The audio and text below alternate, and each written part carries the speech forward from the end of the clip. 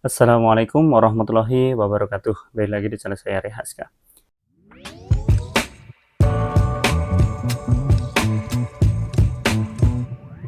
Ya, video ini kita akan bahas mengenai sebuah action cam yang menurut saya cukup canggih dan meskipun ini rilisnya di tahun-tahun sebelumnya, ini masih sangat cocok dan layak digunakan di tahun-tahun mendatang. Dan apa itu? Ini adalah Insta360 S Pro.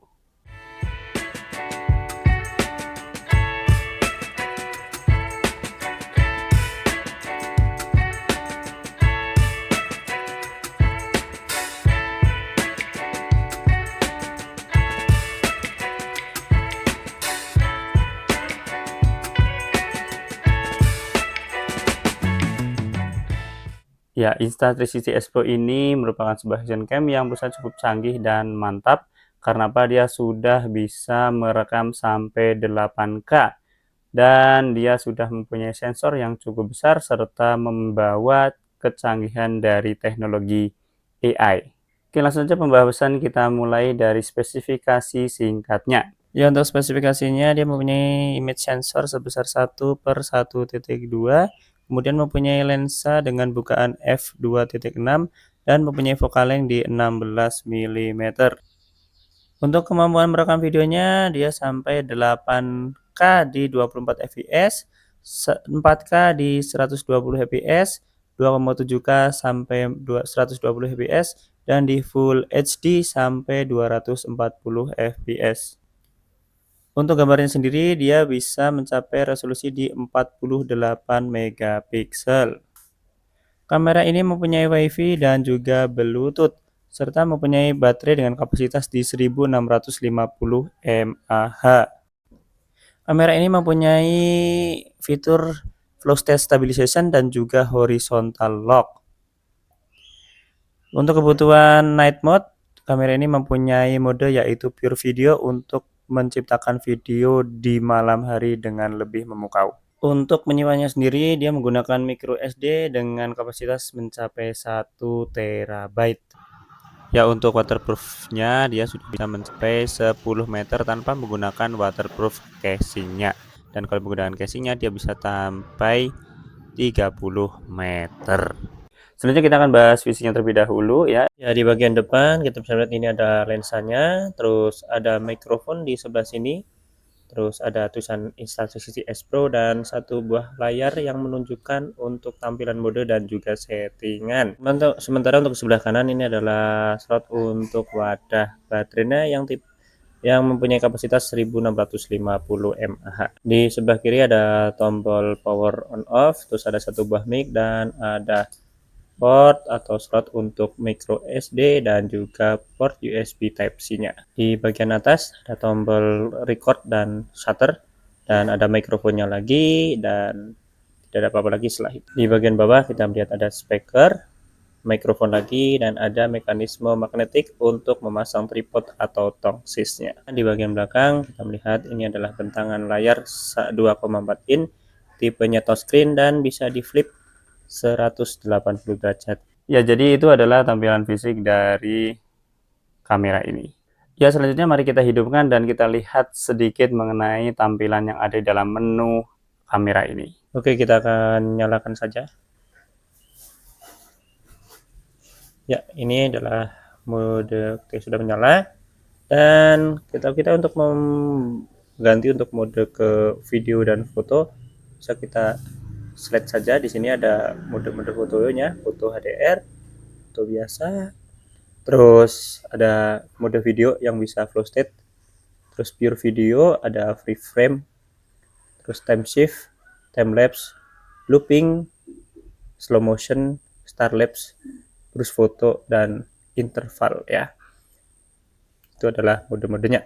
Dan kalau kita swipe sini ada beberapa pengaturan juga. Ini untuk quick capture ya, ini untuk rotation lock on, ini untuk mengaktifkan smart gesture, ini untuk mengaktifkan voice control ya, dan di sini ada settingan-settingan lain yang juga berguna, termasuk untuk settingan mikrofonnya yang jumlahnya ada 4, satu stereo, wind reduction dan direction focus. Untuk mengatur resolusi video, kita bisa klik di sebelah sini. Sini bisa sampai 8K di 24 fps atau di 4K 120 fps dan sebagainya, dan Full HD di 240 fps. Untuk stabilisasinya di sini bisa diatur standar high, low, dan off ya. Dan dia sudah pakai flow state, jadi stabilnya mantap banget. Untuk tanda panah 2 ini adalah untuk clarity zoom seperti ini. Terus kemudian di sini ada pojokan sini untuk mengatur sudutnya. Jadi untuk action dia gambarnya akan sangat wide.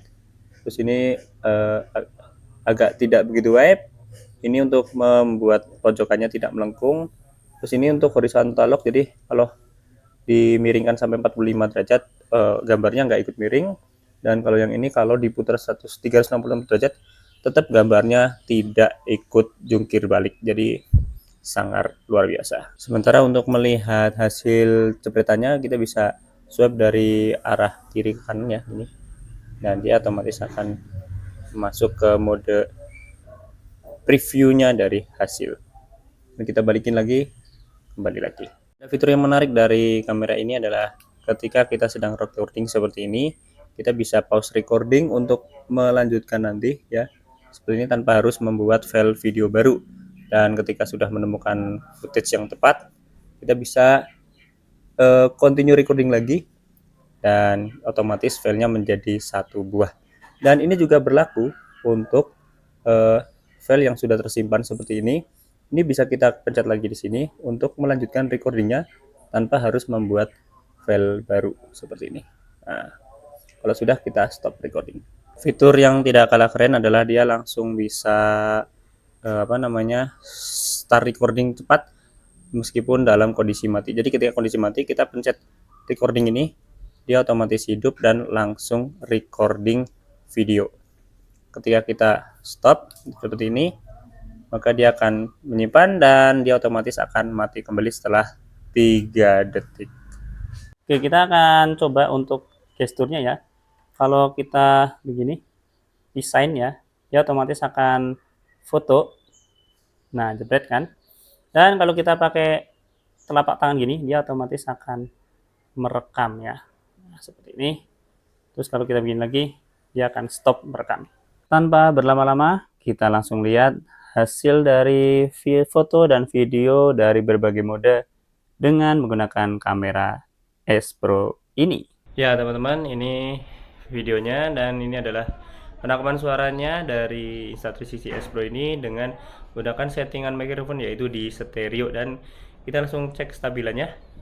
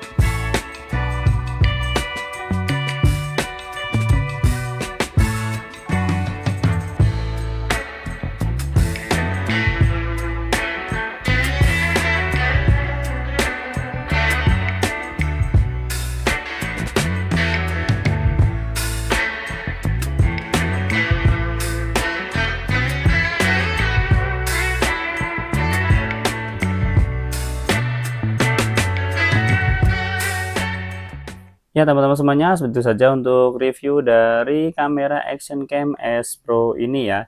Menurut saya sendiri ini adalah Action Cam yang menawarkan cukup banyak fitur ya, mulai dari stabilisasi yang luar biasa dengan flow state stabilization dan juga horizontal lock-nya. Kemudian dia bisa merekam sampai 8K atau di 4K 120 fps, dan tentu saja dia punya konektivitas wireless ya, yang memudahkan kita untuk mentransfer ataupun ngelola atau dengan ya mungkin intinya bisa mengatur langsung dari ponsel. Dan yang tidak kalah lainnya adalah bahwa kamera ini dia juga sudah punya layar flip dan touchscreen sehingga memudahkan untuk pengoperasiannya. Dan satu-satunya kekurangannya adalah menurut saya adalah di bagian dia sebenarnya sudah bisa mendukung mikrofon 3,5 mm, tapi dia tidak bisa langsung dicolokkan ke sini meskipun dia punya port USB Type-C. Jadi dia membutuhkan dongle khusus yang dijual terpisah dengan harga yang menurut saya cukup mahal, tidak seperti GoPro ataupun DJI yang dia bisa langsung colok USB Type-C-nya langsung bisa mikrofon. Terus aksesorisnya yang lain sih menurut saya ya standar kalau kita menggunakan third party-nya. Gitu aja ya, semoga bermanfaat. Kalau teman-teman mencari sebuah action cam yang mumpuni dengan kualitas yang mantap, ini bisa menjadi salah satu pertimbangan dan juga ada low LED-nya yang luar biasa. Dan gitu saja, semoga bermanfaat. Jangan lupa untuk like video ini jika suka, subscribe sampai belum berikut dengan tombol loncengnya. Main ke sosial media saya di bawah ini dan tonton video saya lain. Untuk harganya ya baru dan secondnya mungkin saya akan cantumkan di link di deskripsi video ini. Terima kasih, kita ketemu lagi di video berikutnya dan wassalamualaikum warahmatullahi wabarakatuh.